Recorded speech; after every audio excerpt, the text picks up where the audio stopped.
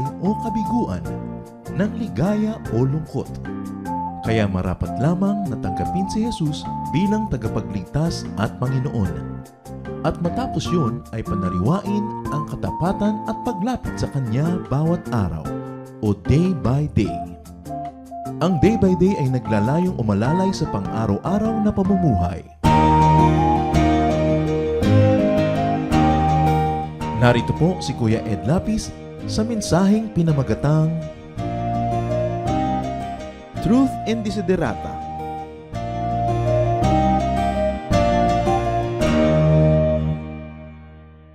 Yung desiderata po na tula ay umuso nung mga nakaraang mga dekada at napakaganda ng laman. At atin ngayong babalikan, re-reviewin at hahanapan natin ng mga magagandang lesson sa buhay, lalong-lalo na ng naka-embed dito ng mga biblical teachings. Ang pangalamat ng ating pag-aaral ngayon, Truth in Desiderata. Ang desiderata po ay Latin word. Isa pong salitang Latin na ang kahulugan sa ating buhay ay things to be desired. Mga bagay na kaibig-ibig, kanais-nais sa ating buhay. It was written by an American, Max Ehrmann, isang poet na nabuhay noong 1872 to 1945. Ngayon po, nanamnamin natin yung tula kasabay ng isang audio reading nito. Go placidly amid the noise and haste, and remember what peace there may be in silence. As far as possible without surrender, be on good terms with all persons. Speak your truth quietly and clearly, and listen to others, even the dull and ignorant. They too have their story. Avoid loud and aggressive persons. They are vexations to the spirit. If you compare yourself with others, you may become vain and bitter, for always there will be greater and lesser persons than yourself. You are a child of the universe, no less than the trees and the stars. You have a right to be here, and whether or not it is clear to you, no doubt the universe is unfolding as it should.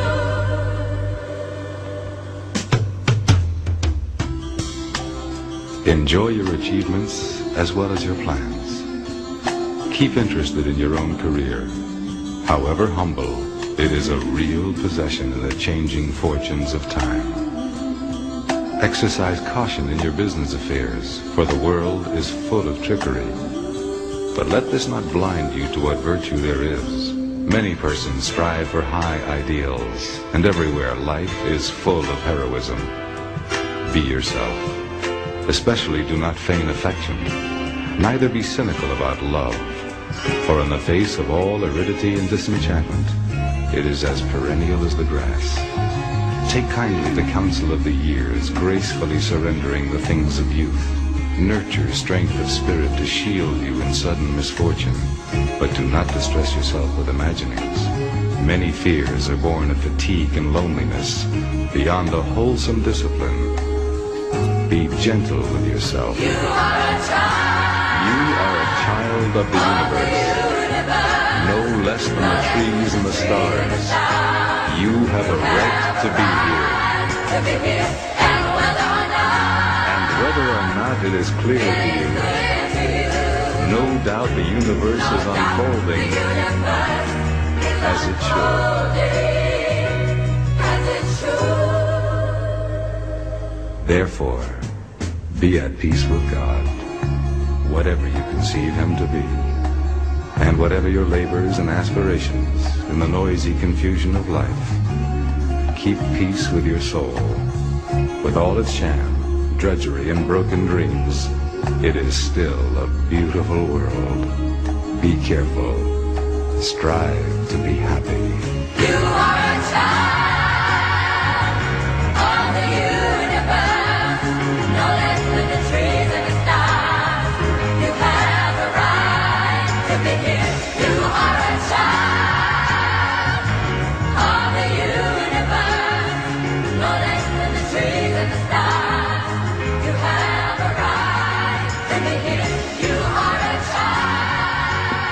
So you are a child of the universe. You are a child of the universe. You have a right to be here. Napakahalaga na alam natin kung saan tayo nakatayo. So lalo na yung parang gusto na magpakamatay, paalala mo sa sarili mo, you are a child of the universe. You have a right to be here.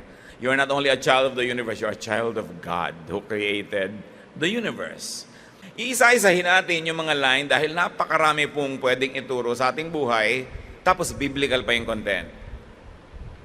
So we go placidly amid the noise and haste, and remember what peace there may be in silence. It's a very noisy world. Everybody wants your attention, everybody wants your affection, pero ang sinabi dito ng Desiderata, go placidly amid the noise and haste. Hindi ko mo magulo yung mundo, papayagan mo na rin gumulo ang sarili mong utak. Basta dapat alam mo kung anong gusto mo, at mapayapa kang lumalakad sa gulo ng mundo kahit ito ay magulo. Because you can create pockets of silence in your heart. Ang mahalaga, kahit gaano kaingay ang mundo, kahit gaano kagulo, kahit gaano karaming problema, meron kang gitnang lugar sa iyong puso na payapa at tahimik. Where you are one with God and you are one with your spirit. Kaya importante halimbawa yung nagkakaroon ka ng quiet time. Magkaroon ka ng private time with God. Manalangin, magbasa ng Biblia, magbulay-bulay. Dahil pag inuna natin yon, anumang gulo, ang sumalakay mula sa labas, meron ka ng quiet and a very steady center. Psalm 4:4, in your anger do not sin. When you are on your bed, search your hearts and be silent. So it's all right to go through a very troublesome day, but always review the day and be silent. So you begin the day with God and end it with God. Magkakaroon ka ng isang tahimik na mundo sa kalooban mo kahit magulo ang buhay. Sabi pa ng Desiderata, as far as possible, without surrender, be on good terms with all persons. Hanggat maaari, makipagmabutihan, makipagkapwa-tao na hindi mo naman kailangang isuko yung paniniwala mo, pero makakahanap tayo ng isang lugar kung saan pwede tayo maging kaibig-ibig na tao, kahit hindi tayo laging sumasang-ayon sa kanila at hindi natin sila pinipilit sumang-ayon sa atin, pero nakikinig tayo, nakikisalamuha, at hindi tayo nakakainisan kahit kung minsan, ibang-iba yung pananaw natin sa ating kalooban. Isang balance sa buhay na kailangan matutunan lalo ng mga Bible-based Christians. Kung minsan sobra tayo nag-aapoy, nag-aalab sa pananalig sa Diyos, sa pagbabasa ng Biblia at sa paniniwala sa mga laman nito, na napapaso na lahat ng mga kamag-anak natin at kaibigan natin sa ating pagiging sobrang mainit, na hindi nakakatulong yun para sa kanila. So without surrendering your beliefs, be in good terms with all persons. Sabi sa Titus 3:1-2, remind the people to be ready to do whatever is good, to slander no one, to be peaceable and considerate, and to show true humility toward all men. Kahit yung mga nagbabasa ng Bible, nagiging mayabang kuminsan nang hindi nakahalata because you believe that what you read and what you subscribe to is the truth, then you tend to ignore the truths of other people or what is true to them. Kaya ang kasunod na sinabi ng Desiderata, speak your truth quietly and clearly. Kung meron kang pananalig, paniniwala, i-share mo ng malinaw, pero hindi ka sumisigaw. Just say it clearly. Leave it to the Holy Spirit to convict people to understand truth. Just speak your truth, no matter what it is. Kung kausap nyo, nakikipagtalo kayo sa inyong kabiyak, sa inyong kapatid, sa inyong kaibigan, just speak your truth quietly without necessarily provoking people because we shout at them, because we use harsh words. Pag nakinig tayo sa mga payong ito na actually very biblical, tatahimik ang buhay natin. At magiging masarap tayong kasama, magiging kaibig-ibig sa ating mga kapwa, at hindi magiging mahirap para sa atin to share even the Word of God. Psalm 15:2-5, he who speaks the truth from his heart will never be shaken. At patuloy pa nga ng Desiderata, sabi, and listen to others. Even the dull and ignorant, they too have their story. Merong mga tao na kuminsan ikinoconsider natin na dull, ignorant, beneath us, mababa ang ranggo, mababa ang pinag-aralan, mababa ang kalagayan sa buhay. Pero ang sabi ng Desiderata, makinig ka kahit sa mga taong sa patingin mo ay gano'n ang kalagayan. Dahil meron silang alam na hindi mo alam. Meron silang husay na hindi mo husay, meron silang galing na hindi mo galing. Therefore, you will benefit by listening to them. And even if you don't learn something new in terms of ideas, at least you will learn to have practiced patience and humility, which is great in God's eyes. Proverbs 19:20, listen to advice and accept instruction, and in the end, you will be wise. Magaling ka lang, kapatid, sa area na eksperto ka, pero lahat ng ibang area, may ibang magaling doon. So, dapat marunong tayong makinig. Avoid loud and aggressive persons, Desiderata says. They are vexations to the spirit. Sabi niya, iwasan niyo ang mga taong yan kasi nakakagulo sila sa spirito. Mga maliligalig, sabi nga sa Laguna. Mga magugulo. Yung pananahimik mo, kakawkawin nila. Kung para tahimik na tahimik ang tubig, kakawkawin nila. Sabi, avoid them. Proverbs 20, verse 19, avoid a man who talks too much. In Titus 3:9, avoid foolish controversies and arguments and quarrels, because these are unprofitable and useless. Siyempre, yung tinutukoy dito sa Titus 3:9, religious quarrels, ha?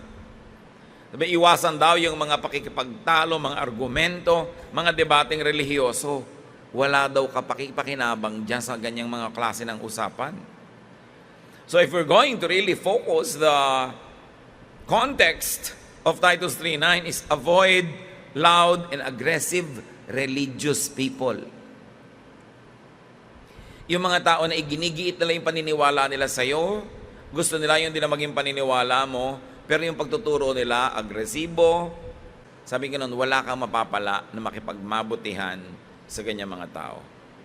At siyempre, magandang review din sa ating mga kapatid. Baka mamaya, tayo pala yon. Hindi ko mo merong ibang pananalig ang ibang tao, ibig sabihin demonic na sila. Baka yung maturity nila, nandun pa lang, ikaw malayo na, so dapat nauunawa mo yon.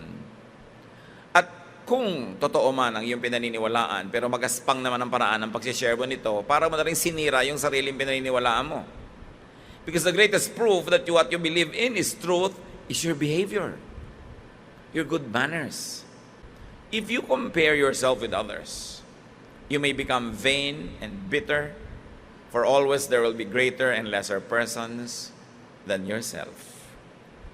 So dito itinutuwid din ng Desiderata yung kustumbre ng napakaraming tao na wala silang ginawa kundi ihambing, ikumpara ang sarili nila sa iba.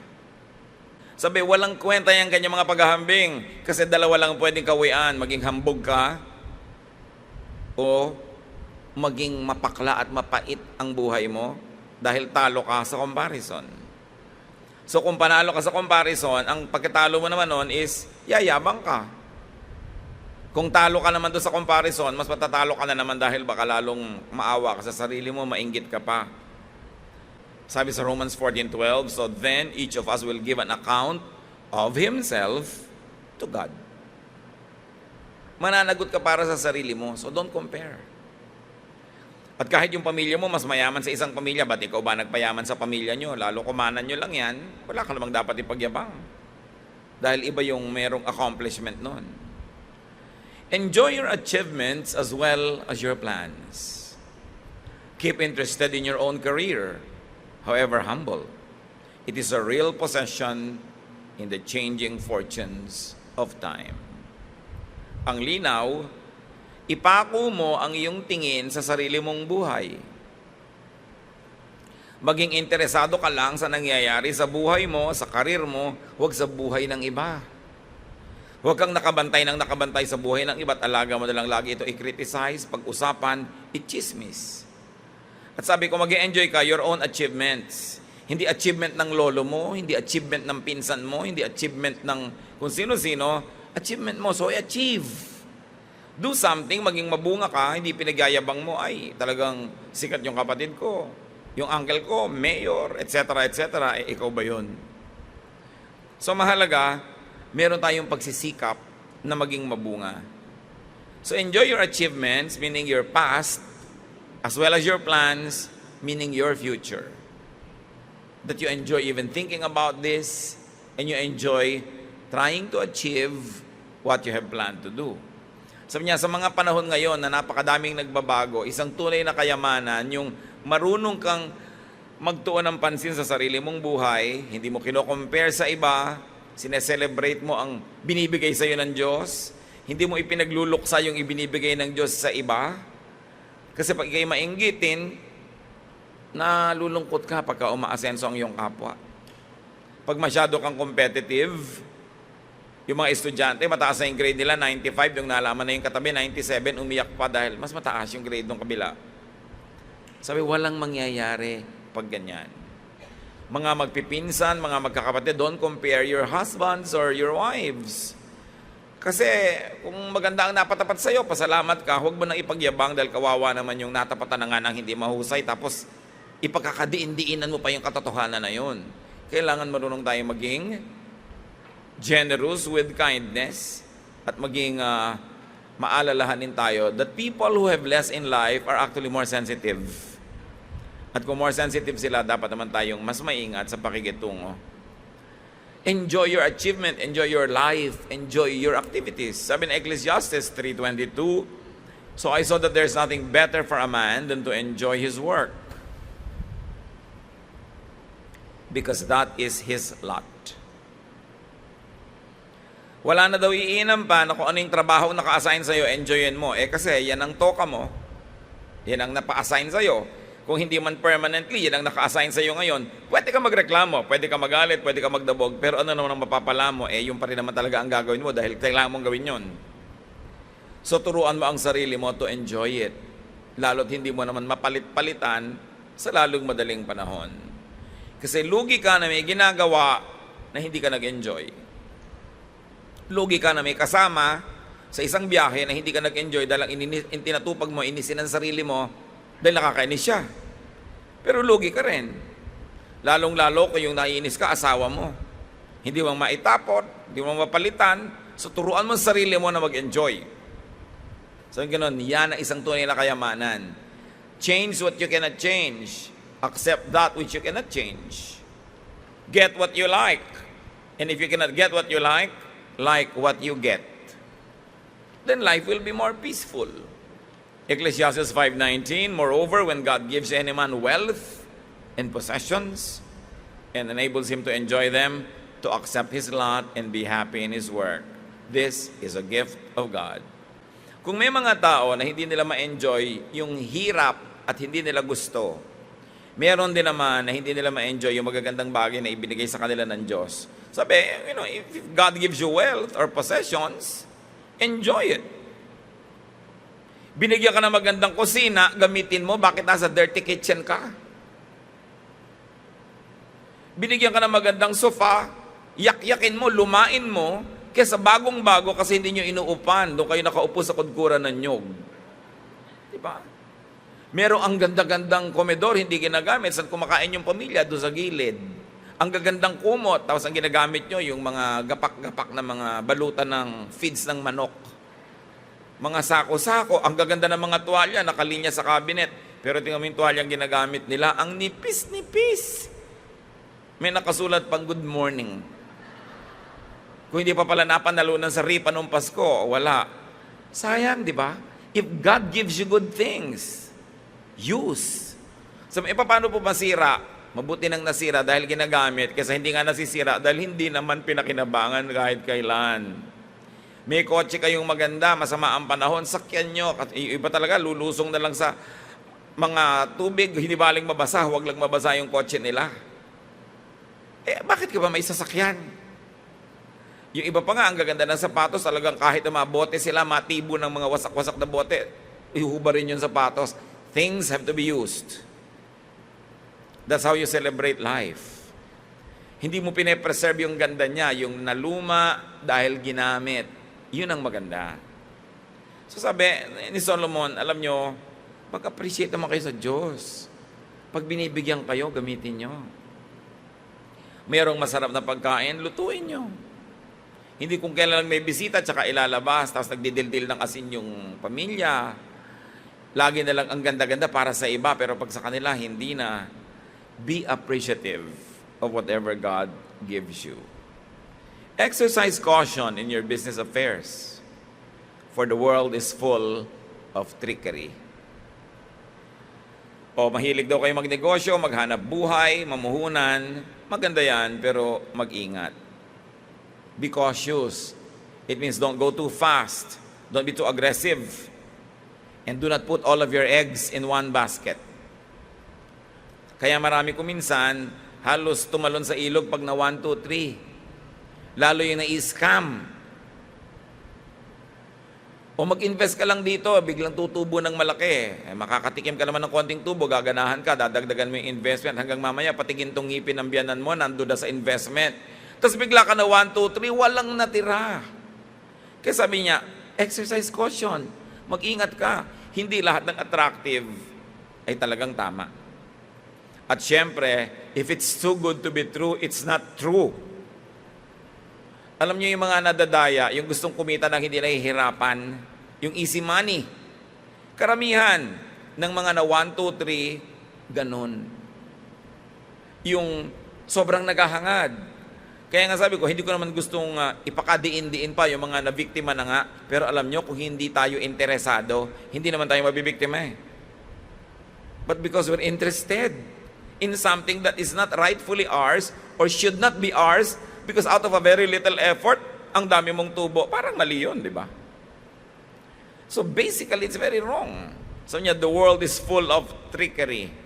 At tatandaan niyo mga kapatid, ang nandadaya, ang nakakapandaya, ay yun lang na pagtitiwalaan. Hindi kayo pwedeng dayain ang hindi nyo pinagtitiwalaan, wala silang chance. So sino lang ang mga kandidatong mandaya sa inyo? Hindi yung mga pinagtitiwalaan nyo, it's from those ranks that the deceiver will come from. Lahat kayo na nadaya na, di ba, nagtiwala kayo? Yung nagtiwala pa naman ako. Siyempre, hindi ka naman pala nagtitiwala, hindi ka madadaya. So, ang mga suspect sa buhay natin, yung mga pinagtitiwalaan natin. Proverbs 11:15, he who puts up security for another will surely suffer.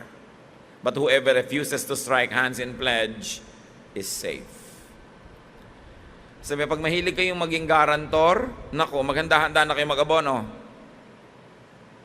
Yung mga nag-guarantee, sabi ganon, tiyak, magdurusa kayo. Dahil pag tumakbo yung nangutang, kayong nakasangkalan. Ang masakit no, nagkasira na kayo nitong dati nyong kaibigan dahil napahama kayo, tapos may babayaran pa kayo, doble. Ngayon sasabihin mo, paano po magagalit pag hindi ko ginaranti? Hayaan mo na magalit ngayon, kaysa later, ikaw naman na magalit dahil tumakbo. Di magkakagalit po kami. Magkakagalit din lang kayo next year, agahan nyo na ngayon na. At least hindi ka lugi. Pag may mga gusto magpag-garanti sa inyo mga kapatid, dalawa lang naman. Ang bait-bait nyo, gusto nyo tulungan, di i-garanti nyo, pero ihanda nyo ang sarili nyo na maaaring mag-abono kayo at huwag sasama-sama loob nyo pag nangyari yon dahil garantor nga kayo eh. Kaya nga may garantor. At kung malakas ang credit rating nung tao na yon, hindi niya kailangan ng garantor. Kaya kailangan ng garantor dahil nga mahina. So 99% mapapahama ka. May magtatanong, Pastor, paano po yan? Di gusto ko maging mabait, mag-guarantee ako. Sure, hindi kita pipigilin, but be warned na maaari ka talaga mag-abono at huwag sasama-sama loob mo dyan. Mamaya, lalapit pa sa pastor, tulungan niyo lang po ako singilin, si sister kasi nangutang sa akin eh. Kasama ba ako nung inutangan kanya? Bakit ako kasama ngayon sa singilan? Maraming ganon, no? Kaya mag-ingat kayo mga kapatid. Hindi nakakahiya at kung nahihirapan kayong sabihin sa gustong magpag-guarantee, sa mga kapatid, alam mo ba ang Proverbs 11:15? Basahin mo sa kanya. Sabi mo, ayokong suwayin ang salita ng Diyos, so hindi ako pwede mag-guarantee sa'yo. Right? Proverbs 12:5, the advice of the wicked is deceitful.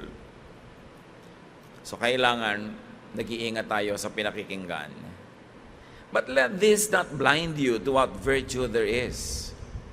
Many persons strive for high ideals, and everywhere life is full of heroism. So, pero wag naman ninyong lahatin. Hindi ko mo nadala kayo minsan sa pag-ibig, hindi na kayo iibig kahit kailan. Hindi ko mo nalugi kayo minsan, hindi na kayo mamumuhunan. hindi ko mo merong nandaya sa inyo, ibig sabihin lahat na lang ng tao gusto kayong dayain. No? Dahil sa kabila ng napakaraming mga tao na hindi mo pwedeng pagtiwalaan, meron pa rin mararangal. Meron pa rin na dignified, meron pa rin mga noble yung character, dapat lang pipiliin mo. Kahit yung propeta, akala niya siya na lang natirang kaisa-isang matuwid sa Israel, sabi ng Diyos, at kinote sa Romans 11:4, I have reserved for myself 7,000 who have not bowed the knee to Baal. Meron pa rin mabubuti. Marami pang mabubuti. Ang lesson dyan mga kapatid, kahit kayo nasaktan na, don't have a dala mentality na ayaw nyo na magtiwala, ayaw nyo na uling mamuhunan dahil nalugi, ayaw nyo na makipagkaibigan dahil merong nanghuda sa inyo, ayaw nyo na uling gumawa ng ganito at ganon. Huwag. Kasi pagka naging dala na yung attitude mo sa lahat ng bagay, parang nananakawan ka na ng ligaya nun. Napakahalaga na matuto kang magpatawad, lumimot, at muling bubuksan mo yung pinto mo na sobrang dami ng luck dahil sa iyong pagkakadala sa buhay. Kaya kahit nga sa pag-ibig, di ba sabi ng pelikula, muling buksan ang puso.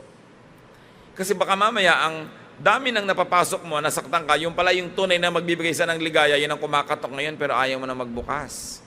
Kailangan marunong ka mag-take din ng mga risks. But, studied and calculated risks. Meron ka na dapat science sa pakikitungo sa mga problema ng buhay at natuto ka na sa mga kabiguan. Pero hindi ibig sabihin you'll play it too safe. That you will live inside a castle on top of a hill, inaccessible to everybody. What is that life? It might be safe, but is it really nice? So binabalansin natin yan. Be yourself. Especially do not feign affection. Hindi mo kailangang i-fake ang pakikipagkaibigan, ang pagmamahal, ang pakikipagmabutihan. Romans 12:9, love must be sincere. Huwag nating dinadaya yung affection. Lalo huwag tayong mandadaya, pinapapaniwala mo isang taong mahal mo siya, hindi pala.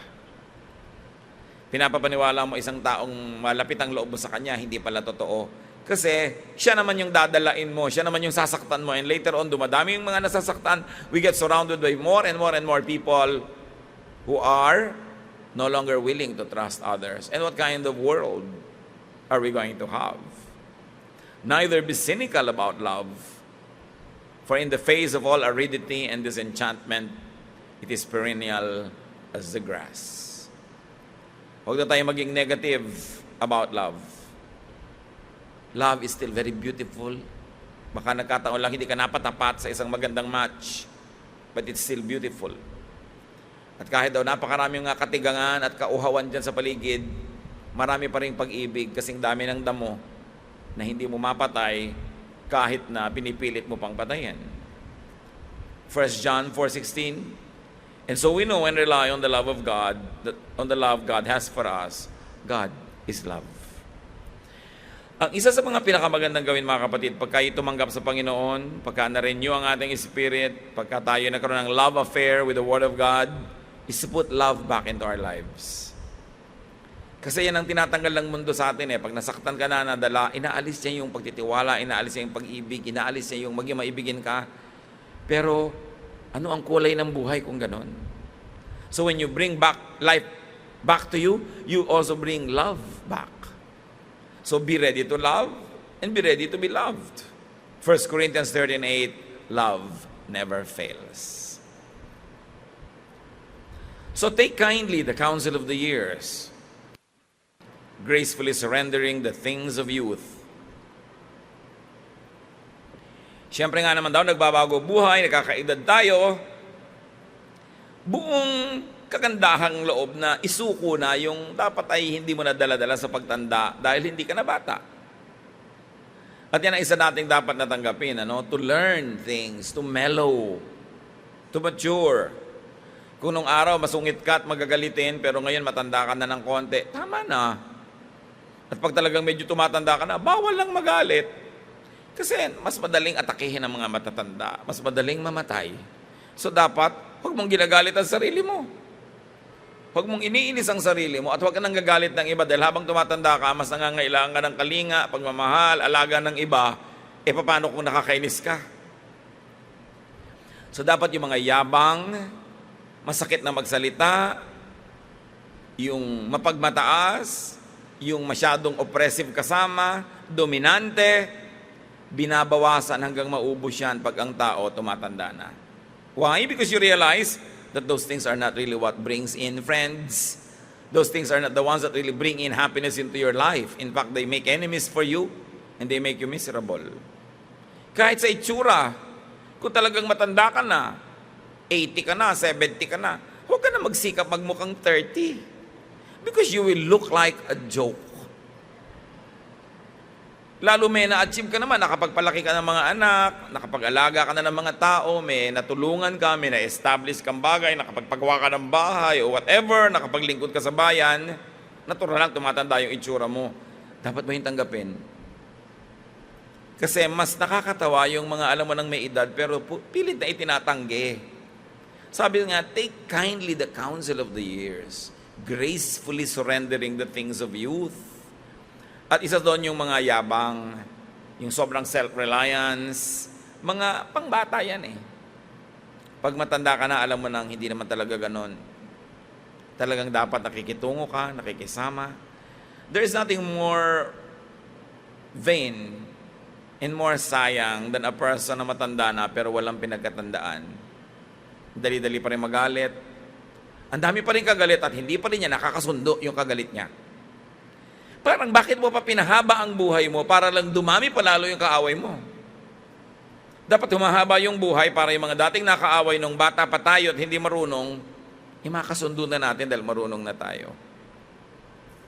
Na yung mga yabang natin noon ay naisuko na natin sa Diyos at sa kapwa at ngayon mas appreciative tayo sa nangyayari sa buhay ng iba. Why? Because every year that is added to your life is a gift from God. So treat it as a gift. Huwag lustayin, huwag waldasin ang mga sandali na ipinapahiram ng Diyos. Sabi sa 1 Corinthians 13:11, when I was a child, I talked like a child. I thought like a child. I reasoned like a child. When I became a man, I put childish ways behind me. Dapat hindi naisip bata. Mga kapatid, kung meron kayong hindi kinakausap, kaaway, kasamaan ng loob ng more than 3 years, ang haba na nun Lalo kung more than 5 years. At especially, pag more than 10 years. Bakit? Bakit nyo lalasunin ang buhay nyo na may kaaway kayo? Pag nakikita nyo siya, nainis kayo. Pag dumadating siya, nagagalit kayo. Pag nasa isang pagtitipon siya, nandun din kayo, aalis kayo agad o hindi nila kayo pupunta.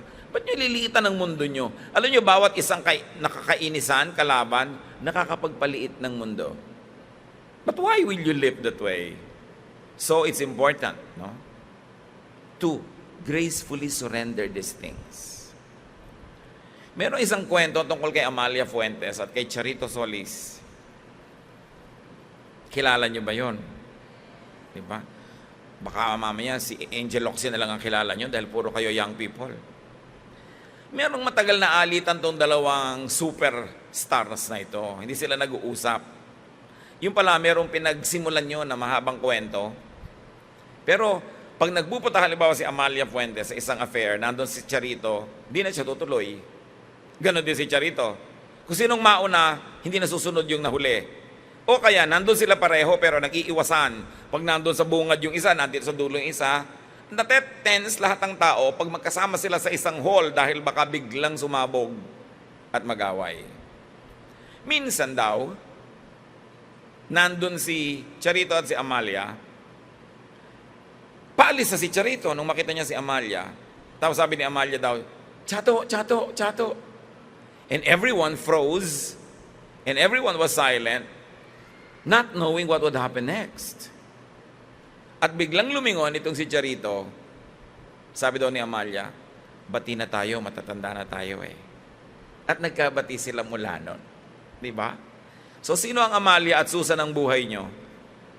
O sino ang Aruray at Chichay ng buhay nyo? Diba? Dapat tama na yun. Sabi niyo, matatanda na tayo, tama na yung mga gulo na yan.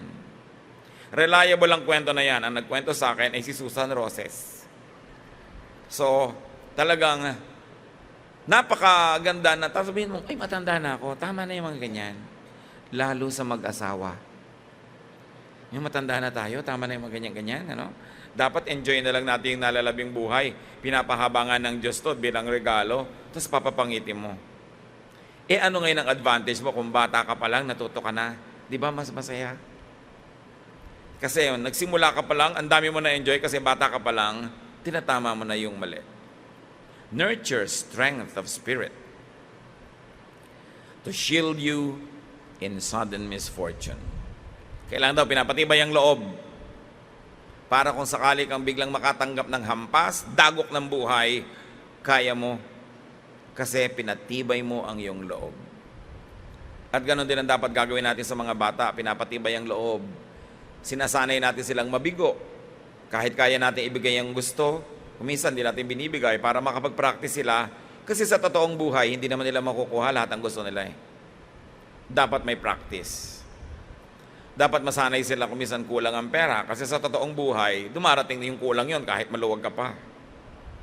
Dapat masanay sila na magkaroon ng mga duty, assignment, dahil ang totoong buhay, meron ka dapat na pananagutan, hindi lang laging iba ang naka-assign doon. So practice and train in difficulty. Salamat kung hindi darating yung tunay na hirap ng buhay, hindi mo kailangang gamitin yung napatunan mo, pero sino naman ang exempted sa mga hirap ng buhay? Kaya dapat magandang training sa mga bata, hindi natin pinapalaki sa layaw, hindi ibinibigay lahat ang gusto, dahil sa totoong buhay, hindi ganon. Proverbs 31:25, yung daw babaeng makadiyos is clothed with strength and dignity. She can laugh at the days to come. So dahil matibay ang loob, matibay ang puso, yung description ng kantang Dalagang Pilipina, yung matining, may tibay at tining ng loob, kahit anong dumating, nakakaya. Dapat ang tao matibay ang loob. Pero kahit daw maraming problema ang buhay na dapat paghandaan, sabi ng Desiderata, but do not distress yourself with dark imaginings. Many fears are born of fatigue and loneliness. So, huwag naman laging maghanap ng kung anong nakakatakot kahit wala pa naman. Handa ka pero hindi ka naman laging, kumbaga na, lagi mo nalang pinapaikot sa utak mo, ini-imagine yung mga mahirap. Lalo yung end of the world na yan. Mga napakarami mahilig magbasa ng Bible, ang hilig din sa end of the world. Yung pastor, kailan po ang end of the world? Pag nangyari na, malalaman mo dahil nag-end na. Habang hindi mo pa nakikita, hindi pa. E ano pong dapat kong gawin sa paghahanda? Anong paggagawin sa paghahanda sa end of the world? Live your life to the fullest so that when it happens, hindi ka lugi. Hindi pa nag-e-end, nagsusuot ka na ng helmet, sumusuot ka na sa kuweba, tapos 30 araw ka na doon, hindi nangyayari. Dahan-dahan ka na ngayon lumalabas uli kasi hindi nangyari. Biruin mo na nawalan ka ng 30 days. At kung nag-iisip ka ng end of the world na yan ng 3 minutes every day, ang dami din nun sa isang taon. Pag pinagdugtong-dugtong mo, na nawala sa'yo. Ang tunay na paghahanda sa end of the world is live a godly life, be productive, be fruitful, magtanim ka ng lansones ngayon, dahil baka hindi mag-end, edi may bunga pa after 15 years. Kesa sa hindi nag-end, tas wala ka nang ginawa, eto ngayon, talagang end na ng world mo, pero yung world ng iba tuloy pa. Huwag kayong addict sa end of the world, mga kapatid. Hindi nga sinabi sa atin kung kailan, kung ano yan, bakit pilit nating inuurirat? Ang mahalaga, namumuhay ka nang wala kang atraso sa Diyos, wala kang atraso sa kapwa, na-enjoy mo yung dapat enjoyin, nagawa mo yung dapat gawin, yung duty mo, nagampanan mo, at mangyari man yon o hindi mangyari, ano ngayon? Pero pag lagi mong ginuguni-gunit, iniisip-isip yan, hindi pa man nagaganap sa iba, sa'yo, nagpaulit-ulit na, kasi na-stress ka na, na-tense ka na. Kung talaga bang mag-e-end yung planeta, meron ka bang mapupuntahan na pwede mong iwasan yun? Di wala. So habang hindi pa nangyayari yon, serve God, be godly, and enjoy life. And when it does happen, accept it. But those who always imagine it suffer more than once. They suffer every time they think of it. But those that don't think of it but live in a godly way, you will have to suffer only once when it happens. if it happens in your lifetime. So huwag natin laging isipin yan. Psalm 37:4, delight yourself in the Lord. At sabi sa 1 Peter 3:14, do not fear what they fear. Do not be frightened. Huwag niyong tatakutin ang buhay niyo na mga kung ano-ano. Naku, meron nakikita isang propeta na magkakaroon ng mga tsunami. Ang dami nang nakakita, hindi naman nangyari. Pero, kung gusto mo maging safe, di huwag kang tumira sa tabi ng dagat. Huwag kang tumira sa tabi ng ilog kung talagang ayaw mo ng baha. Dahil kahit kumisan hindi pa end of the world, nakatira ka doon sa mali, konting baha lang talaga, maapektuhan ka na. So use your common sense. No? Gamitin mo yung utak na binigay sa iyo ng Diyos. At huwag kang magpapaniwala sa kotakot-takot ng mga propetahan na ang dami-daming mga katuroan. Kasi alam nila, pagka yun ng mga nakakatakot ang mga teaching nila, nagkakaroon sila ng audience. Sinabi na nga ni Jesus, walang nakakaalam yan kung kailan. Pag may nagsabi sa inyong alam nila, huwag kayo maniniwala. Kasi sinabi na nga hindi alam yan eh. No? At sabi pa ng desiderata sa pagpapatuloy, beyond the wholesome discipline, be gentle with yourself. Well, marami sa atin hindi yan ang problema.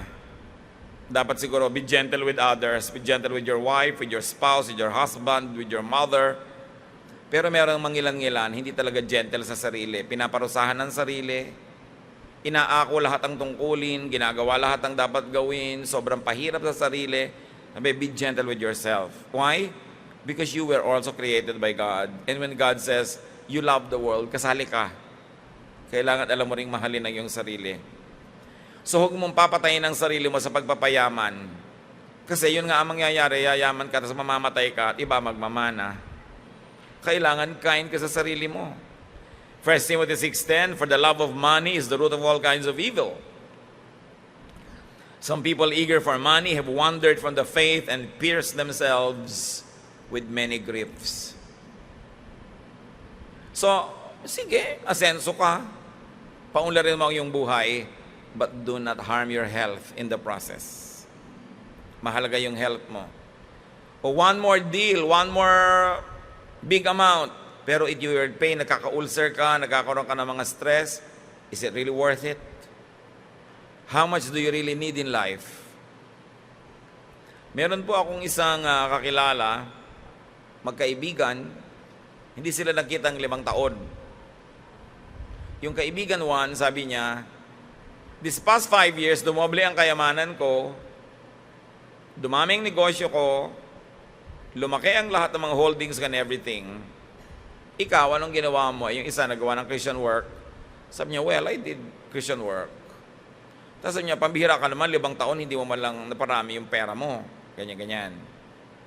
Sabi naman nito, okay, dumami yung pera mo, pero yung kinakain mo dating steak once a week, nag-twice ka na ba a week? Sabi niya, hindi. Once in 2 weeks na lang nga eh. Kasi nagkakaedad na tayo.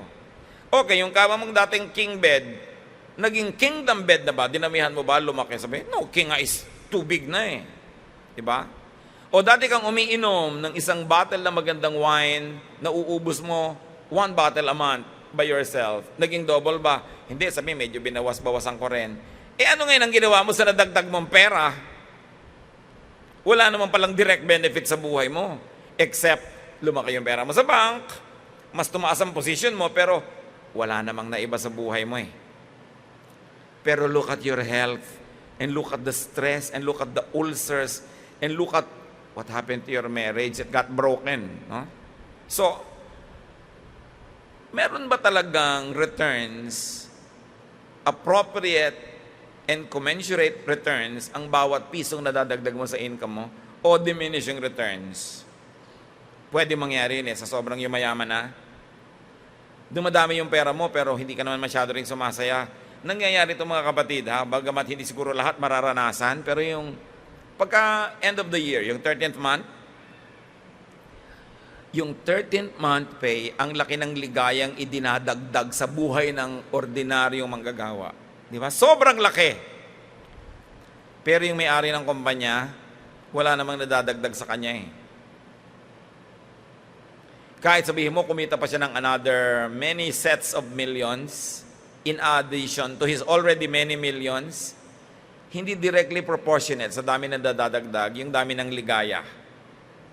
You come to a saturation point wherein this is enough and I'm already happy with this. Even if I had more, it doesn't mean I'll be happier. And a person must know when to stop.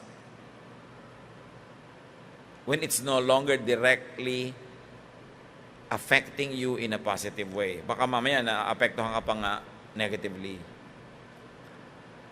So we know when to stop. Kahit sa pag-aaral, okay, ang galing-galing mo, pero okay ba na hindi ka na talaga nagkaroon ng social life?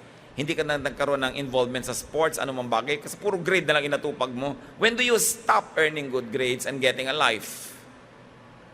When do we stop pushing our children for academic excellence to the point na wala na silang totoong buhay? From school, pagdating sa bahay, tutorial, aral, araw-araw, hanggang tumanda na lang sila, they were never children, then you rob them of their childhood. And yet, there is no guarantee that if you are the valedictorian, that you will be happier later in life. No guarantee. Madalas pa nga yung mga babagsakin ng enjoy eh. Di ba? Sa totoong buhay, tingnan nyo lang. So why? What for? Ang dapat nating laging tinitingnan, ito ba naman pinaghihirapan ko? Talagang sulit ang bunga nito?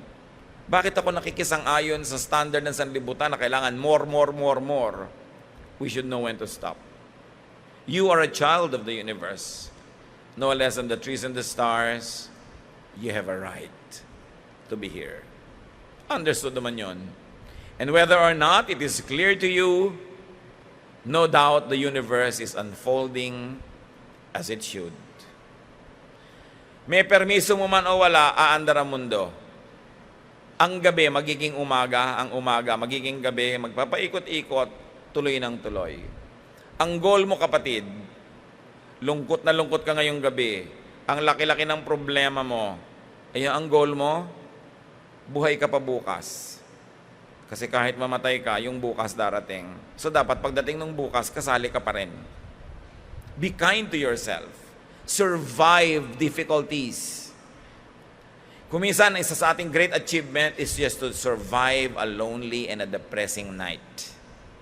Pero tatandaan nyo, no matter how lonely, no matter how depressing, no matter how oscillated you feel, matatapos ang gabi, magiging umaga yan. At yung lungkot, yung depression, yung inip, yung pagkabalisa, miraculously nawawala pag lumiliwanag na ang umaga. So huwag kayong sobrang magdrama pag gabi.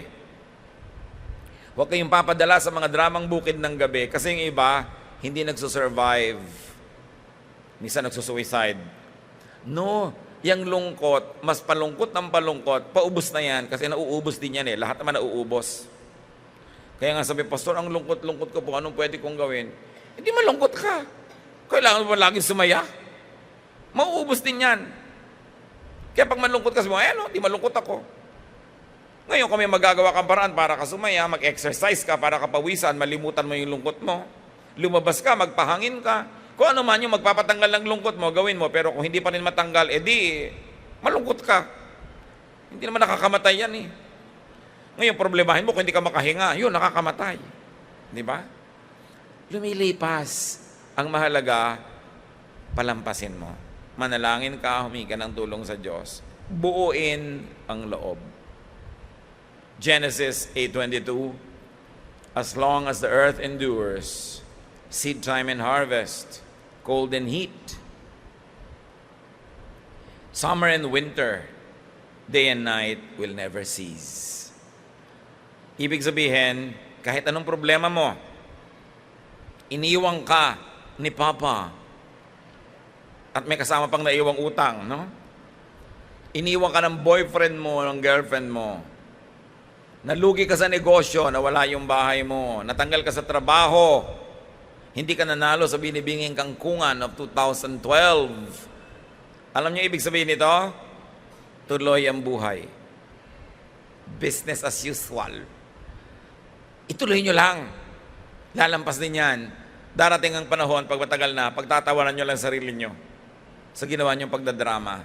So huwag kayong magpapatumba, magpapagupo sa drama. Tibayan ang loob. Why? Especially if the Lord is in your heart. You can do all things through Christ who gives you strength. Hindi tayo dapat bumibigay. Mamaya hinahanap mo si Crispin at Basilio, hindi naman ikaw si Sisa. Diba? Mahirap yung mga ganyan. Tibayan ng loob. Sabihin nyo nga sa katabi nyo yan, sigawan nyo siya, tibayan mo loob mo. Yung may expression na yung tibayan mo loob mo. Di ba?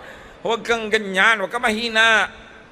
Kahit sino pa yung nawala sa buhay mo, basta nandyan ng Diyos, tuloy ang buhay. Di ba? Kahit anong pera yung nawala, kahit anong pangarap ang nagiba, o magsimula ka uling bumuo, never give up. And never give up on your dreams.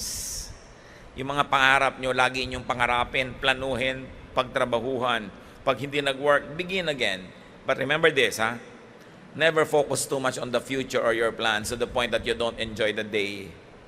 Dapat enjoy din.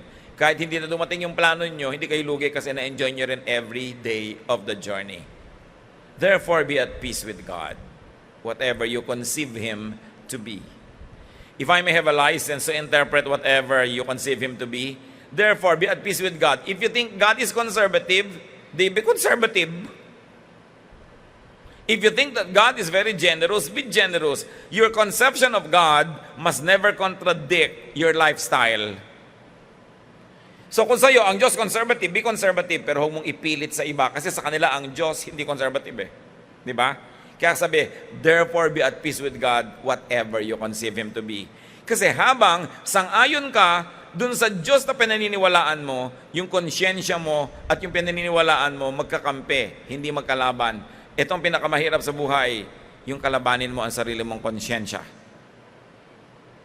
Yung nasasamaan ka, ginagawa mo. Diba? Yung ayaw mo, pinipilit mong gawin. So, kung ano ang tingin mo sa Diyos, siyempre, iba-iba tayo ng pagtanaw. Kahit isa yung Bible binabasa natin, iba-iba yung level ng maturity natin. Iba-iba yung konteksto na pinag-a-applyan natin. Ang mahalaga ito, buo ka, hindi hati. Ibig sabihin, yung pinaniniwalaan mo at yung pamumuhay mo, iisa. Hindi magkasaliwa. Hindi magkakontra. Huwag na huwag mong kukontrahin ang sarili mong budhi. Kasi gugulo. Dapat buo, isa ang loob. Romans 5:1, we have peace with God through our Lord Jesus Christ. Do not fight God, which, if I may apply, do not fight your own conscience. Because we have a conscience about dealing with God.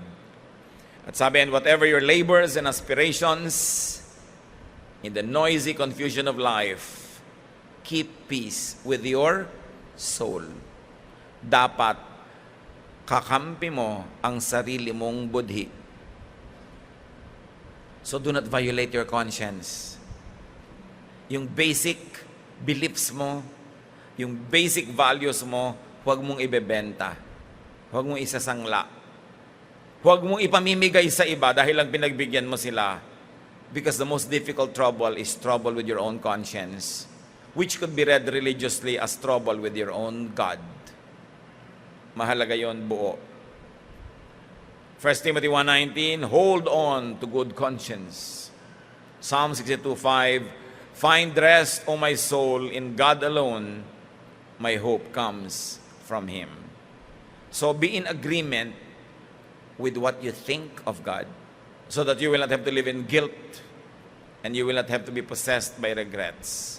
With all its sham, drudgery, and broken dreams, it's still a beautiful world. Maganda naman talaga at masarap ang buhay kahit maraming problema. Psalm 39:7, but now, Lord, what do I look for? My hope is in you. Psalm 30:11, you turn my wailing into dancing. You remove my sackcloth and clothe me with joy. So be cheerful, sabi ng desiderata. And it ends, strive to be happy. You cannot always be happy, but you can always be cheerful.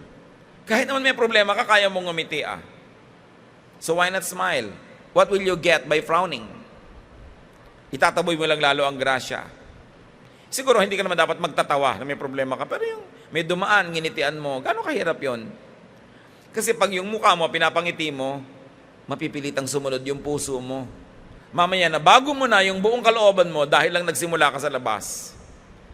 Ang mahalaga kung malungkot ka, troubled ka, worried ka, change the cycle. Get out of the cycle. And the easiest thing to do is to smile, to sing, to do things that look happy, that appear happy, and when you keep repeating it, your soul will follow, and you'll inevitably become happy also.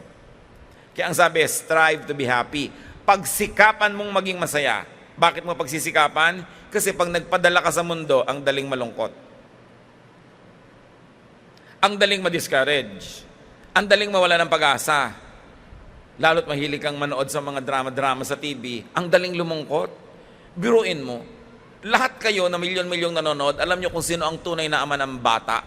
Pero yung ama, hindi niya alam kung sino yung anak niya, at yung bata, hindi niya alam kung sino ang magulang niya. Silang dalawa lang hindi nakakaalam, alam na ng buong mundo.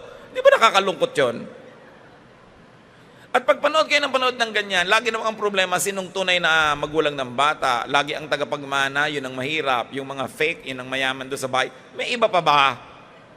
Pag sobra kayo nanonood dyan, magkakaroon kayo ng brain damage. Not only that, you will always be sad. Can you imagine, alam nyo, masaya yung ending, pero 6 na buwan kayong maiinis.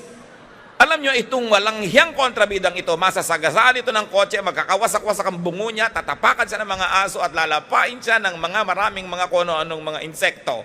Sa ending lang yon. Pero 6 na buwan kayong galit na galit sa kanya. Gusto nyo yon? Stop these things because they make you unhealthy. Tapos, siyempre, kapapanood nyo yan, mabibili nyo lahat ng produkto na itinitinda nila. Kaya mga babae na dapat mag-strive for greater things, ang magiging pinakamataas yung pangarap, makapaglaban ng maputi. Kasi yan ang laging advertisement doon. Wala na kayong gustong maging kaligayahan, kundi sabi ng asawa niya sa damit niya, ang bango. Karoon, saya. Ganun lang ba ang pagkababae, yung nasabi ng asawa mo, ang bango. Di ba? Pinapababa ang mga pangarap mo, although hindi masama maglaba. Pero alam nyo, kung tunay kayong babaeng achiever, talaga may mga mancha-mancha na dyan. Pasensya kayo, may trabaho ako, hindi ba? Kung gusto nyo maputi ang laban nyo, damit nyo, laban nyo. Hindi yung natuwa ang asawa ka. Pang-uto yun. Nagtatrabaho ka, marami kang ginagawa, natural, kung ano nalang pinapakain mo, hindi laging parang umuusok-usok na ang ganda-ganda, katulad sa advertisement. You know these advertisements demean women? Ginagawa ang pinakamataas sa pangarap mo sa buhay, masiyahan ng mga nagsuot ng labada. Na yung anak mo na inilagay sa putik yung damit niya, napagulong-gulong siya, ikaw naman laban ng laba, ba't hindi mo sabukayin yung anak mo?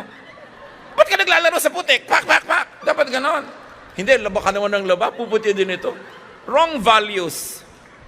So stop. Dapat nag-iisip tayo, tumanggi kayo sa mga panloloko sa atin. Yan ang sinasabing, magulo yung mundo pero maglakad kang tahimik.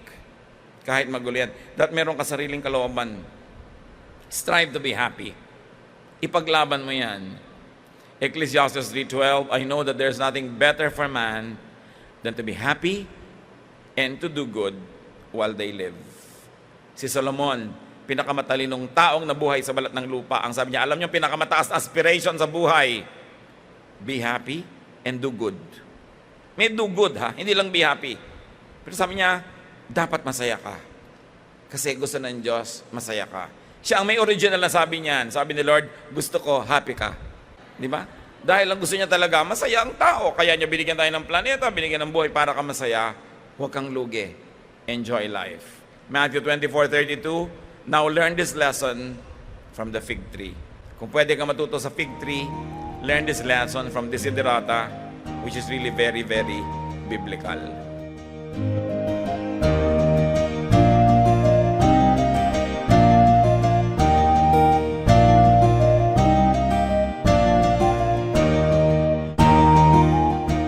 Ang katatapos pong mensahe ni Kuya Ed Lapis ay pinamagatang Truth and Desiderata.